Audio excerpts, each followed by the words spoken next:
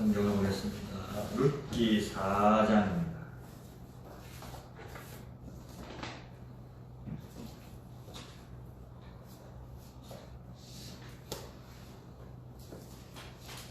룻기 4장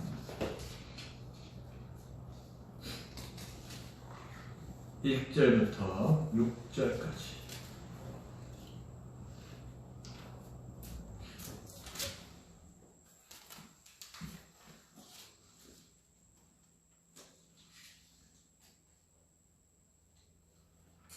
일절부터 6절까지.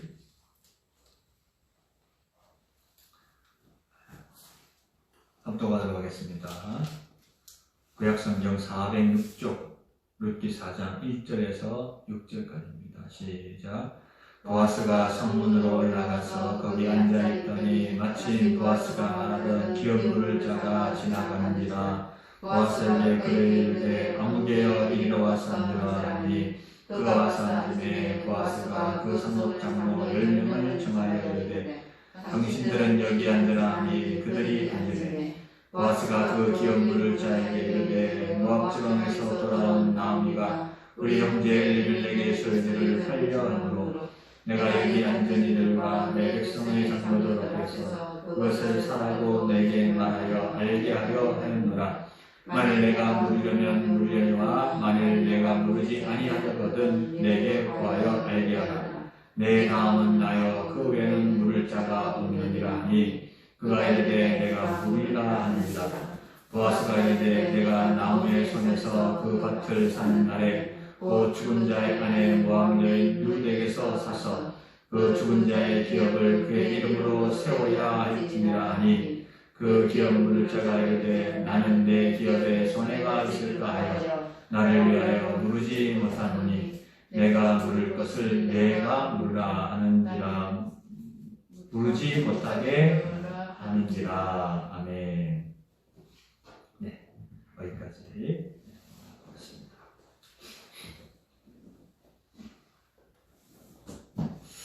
우리가 룻기 1장을 읽으면서 나오미 같이 불가항력의 상황을 만났을 때 어떻게 해야 되는지를 나누었습니다. 그리스도인들은 불가항력의 상황을 만났을 때 은혜의 자리로 나아가야 된다. 이렇게 말씀을 드렸습니다. 나오미가 하나님께서 자기 백성에게 은혜를 베풀어 양식을 주셨다는 소식을 듣고 고향 베들레헴으로 돌아가기로 했다는 그 말씀에 근거한 적용이죠. 그리고 2장에서는 그렇게 은혜가 있는 곳에 가면 하나님께서 알아서 그 은혜를 베풀어 주신다. 그렇게 말씀을 드렸는데 우연한 만남을 통해서라도 문제를 풀어가신다. 그렇게 말씀을 드렸습니다. 우연히 기업 물을 자인 보아스의 밭에서 룻이 이삭을 줍고 있었고 거기서 보아스를 만나게 됩니다. 보아스의 선대를 받고 보아스의 배려로 많은 보리를 주어서 시어머니 나오미로 갔는데 이처럼 우리도 우연한 만남을 통해서라도 하나님께서 은혜를 베풀어 주신다는 겁니다. 내가 복된 만남의 주인공이 되든지 혹은 내가 다른 사람의 복을 나누어 주는 그런 수혜자가 되든지 둘 중에 하나가 될 수가 있는 거죠. 그래서 어떤 만남이라도 소중히 여기고 그 속에서 하나님의 섭리를 볼 수가 있어야 되겠습니다. 그리고 3장에서는 나오미가 며느리 룻을 위해서 꾀를 내는 이야기를 우리가 보았습니다. 그 이야기 속에서 지혜 있는 자가 하나님의 섭리를 보게 된다라고 하는 교훈을 우리가 얻게 되었습니다. 그리고 지혜 있는 자가 또한 하나님의 섭리를 이루는 일에 쓰임을 받는다라고 하는 것도 함께 배웠습니다. 그래서 우리는 늘 구하는 자에게 후히 주시고 꾸짖지 아니하시는 그 하나님 앞에 지혜를 구해야 하겠습니다. 우리의 기도 제목 가운데 늘 빠지지 않고 구해야 될 기도 제목은 하나님 제게 지혜를 허락하여 주시옵소서. 삶을 살아가는데 지식만 가지고는 살 수 없잖아요. 그 지식을 얼마나 잘 꿰느냐 하는 것이 지혜인데 이 지혜가 있어야 되고 뿐만 아니라 우리가 그리스도인으로 이 세상에서 하나님의 섭리를 볼 줄 알고 그 하나님의 섭리가 우리 눈에 보인다면 얼마나 더 기쁨과 즐거움으로 그렇게 살아갈 수가 있겠습니까? 때로는 아주 드라마틱하게, 때로는 아기자기하게 하나님의 섭리가 우리의 눈에 보인다고 한다면 참 하루하루가 기대와 기쁨으로 살아갈 수 있게 될 것이라고 생각합니다. 아마도 제 생각에는 이 나오미가 고향으로 돌아와서 며느리의 공개를 받으면서 그렇게 지내는 날들 동안에 하나님께서 이 며느리와 그리고 보아스를 연결시키고자 하는 그 하나님의 섭리를 보면서 참 하루하루 하나님께서 어떻게 인도해 가실까? 하나님께서 어떻게 이 둘을 엮어 가실까? 그것에 관심을 가지면서 굉장히 즐거웠을 것이라고 저는 생각해요. 뿐만 아니라 그렇게 그런 지혜를 가지고 바라보면서 하나님의 섭리가 보이니까 그럼 내가 해야 될 일이 뭘까? 내가 이런 일을 해야 되겠다. 그래서 이 루드에게 꾀를 내어서 어떻게 하라고 일러주기로 하잖아요. 그러면서 굉장히 마음이 기쁘고 즐거웠을 것이다 생각합니다. 그러면서 우리 3장의 마지막에 보면 이런 말 하잖아요. 이에 시어머니가 이르되 내 딸아 이 사건이 어떻게 될지 알기까지 앉아있으라. 그 사람이 오늘 이 일을 성취하기 전에는 쉬지 아니하리라. 그러면서 과연 이 일이 어떻게 될 것인가? 어떻게 진행되어져나? 분명히 하나님께서 이루실 건데 그 과정은 다 모르니까 그 과정들을 보는 재미가 틀림없이 있었을 것이다. 이렇게 생각합니다. 그러므로 지혜형이신 성령께서 우리 안에 늘 거하셔서 지혜를 주심으로 말미암아 하나님의 섭리가 우리의 눈에 보이고 또 그 섭리를 따라 우리가 한 걸음 두 걸음 걸어갈 수 있게 된다면 우리의 삶이 참으로 즐거움과 기쁨으로 가득할 수 있을 것이라고 생각이 되어집니다. 그리고 오늘 마지막 장 보아스가 성문에 앉아서 장로 10명을 청하여 앉게 하죠. 엘리멜렉의 기업을 누르는 일을 내듯 지으려고 하고 있습니다. 왜냐하면 보아스보다 더 가까운 친척이 있기 때문이죠.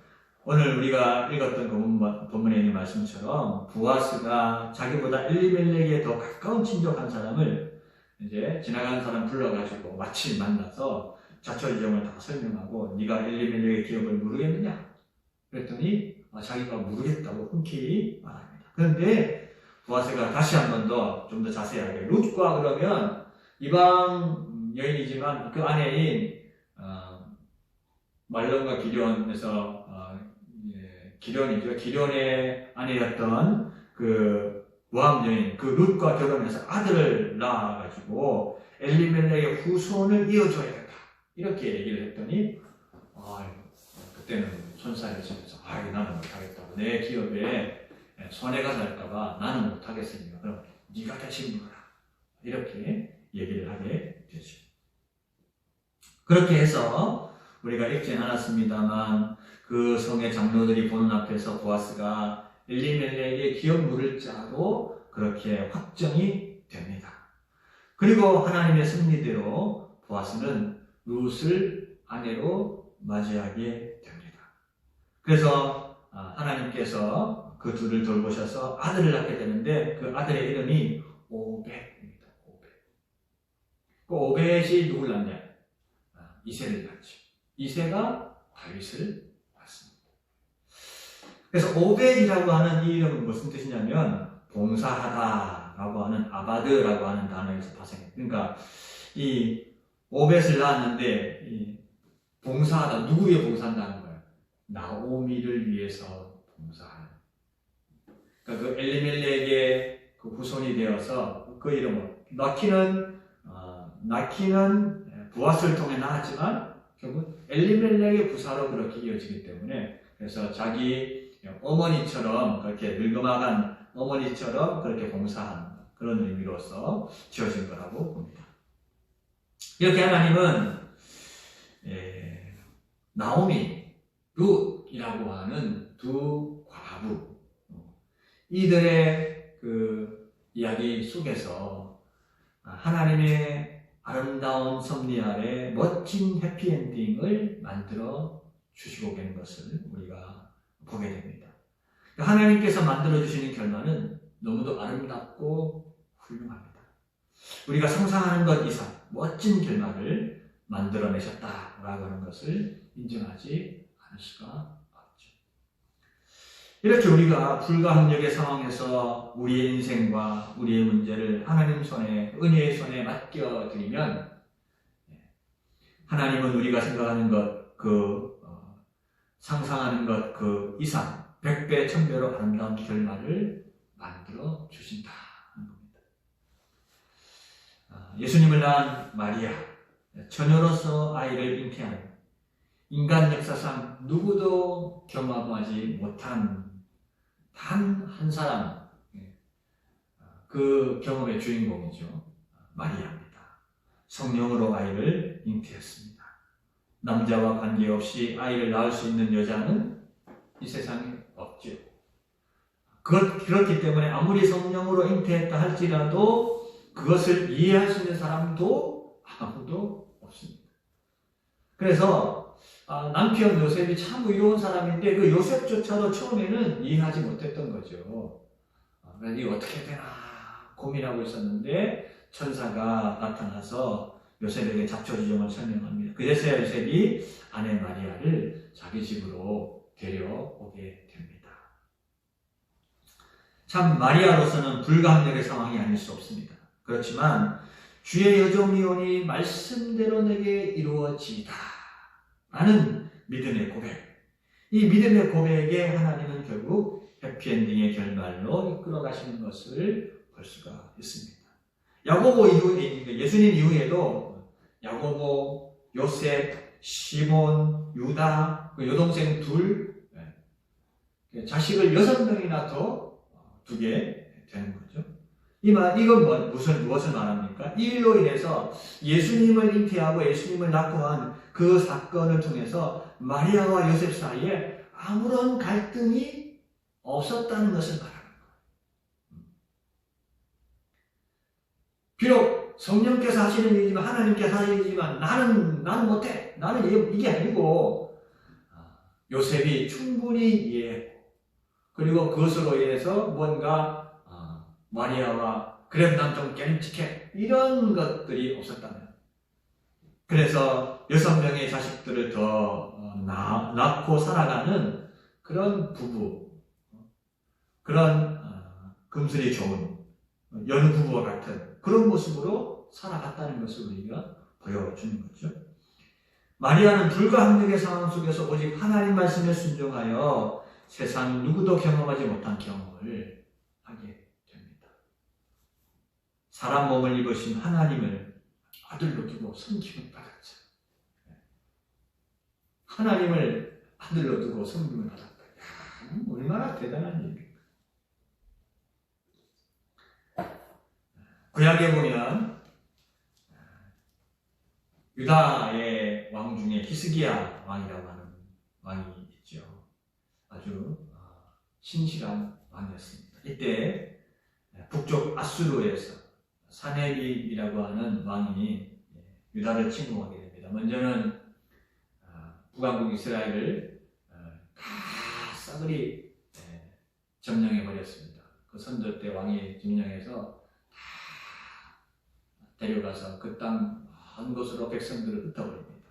그리고 난 다음에 사네립이 유다를 침공하게 되는데 히스기야 왕이 은 300달란트, 금 30달란트를 공물로 제공했어요. 이거 받으시고 우리나라에서 그냥 더 이상 침공하지 마시고 돌아가시면 좋겠습니다. 근데 그것을 받았어요. 받고도 예루살렘까지 와가지고 예루살렘을 에워쌉니다. 그리고 히스기야와 백성들을 위협합니다. 이때 아수르 왕의 신하였던 랍사레게라고 하는 사람이 있는데 이 사람이 히브리 말을 할 줄 아는 거예요.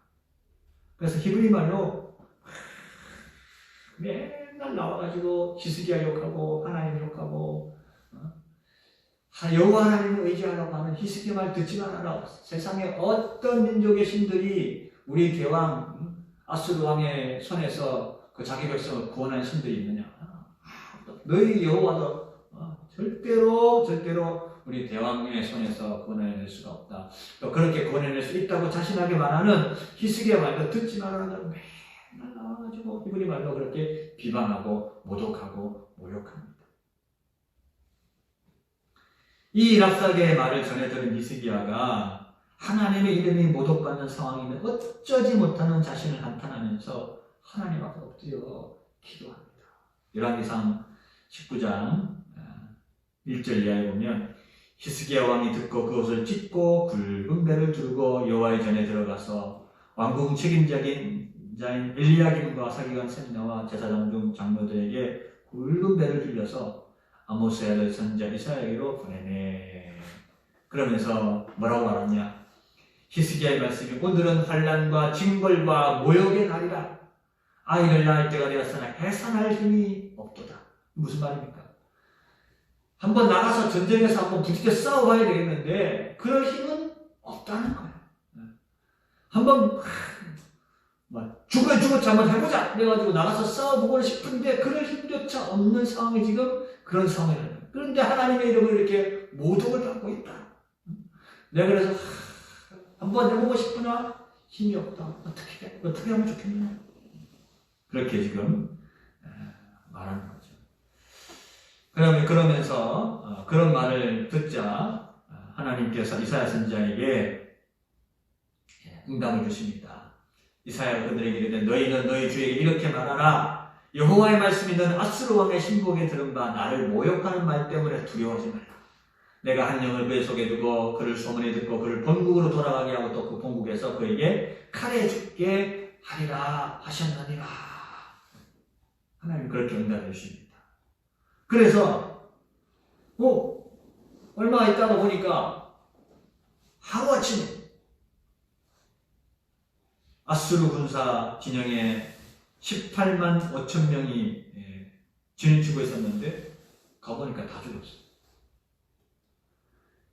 열왕기하 19장 35절 이하의 말씀입니다. 이 밤에 여호와의 사자가 나와서 아수르 진영에서 군사 18만 5천 명을 친지라. 아침에 일찍 일어나 보니 다 송장이 되었다. 아수르 왕 사네립이 떠나 돌아가서 니누에 거주하더니 그의 신 니스록의 신전에서 경배할 때 아드람멜렉과 사레셀이 그를 칼로 죽이고 아라랏 땅으로 그들이 도망하였다. 결국 하나님 말씀대로 되었습니다.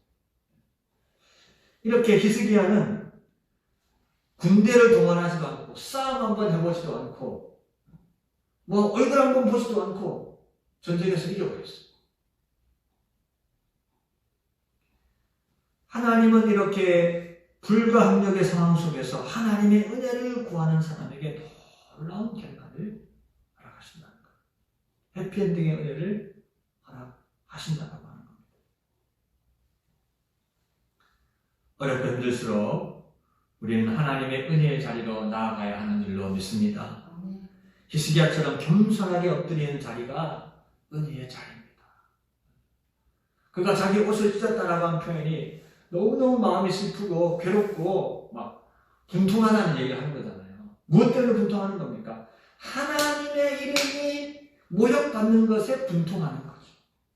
그 모습을 본 하나님께서 그것 때문에 분통해하지 말고 두려워하지도 말고 괜찮아요. 내가 해결하겠다. 하나님이 이렇게 직접 해결해 주시는 것을 볼 수가 있습니다. 그래서 히스기야처럼 손하게 엎드리는 자리가 은혜의 자리입니다.